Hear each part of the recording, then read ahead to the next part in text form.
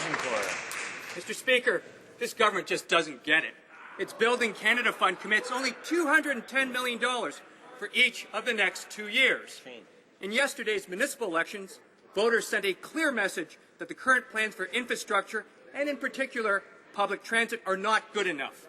In the GTA, and indeed across much of Ontario, we saw a wave of candidates that are focused on city building and building access to public transit. Will this government heed the calls of Ontario's municipalities and commit to invest more in infrastructure? The Honourable Minister of Infrastructure.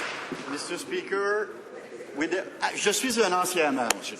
I'm a former mayor, Mr. Speaker, and that individual couldn't understand how things operate in the cities. I know that in the past our government had virtually no money available for infrastructure in the country. Since we took power, we have significantly increased that support to municipalities. We'll continue to do so. And the announcements are being made across the country, Mr. Speaker. I am very proud of our government. The Honourable Member for Scarborough-Agincourt. Mr. Speaker, even the Parliamentary Budget Officer suggested last week that this government could make significant investments in the budget and still maintain the Conservatives' goal of a 25% debt to GDP ratio.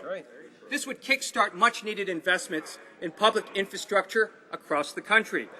Will this government heed the advice of the Parliamentary Budget Officer and commit the much-needed investments in public infrastructure? The Honourable Minister of Finance. Mr. Speaker, I'm glad that the member of the opposition understands the strong fiscal situation of our country. Federal debt is 1/3.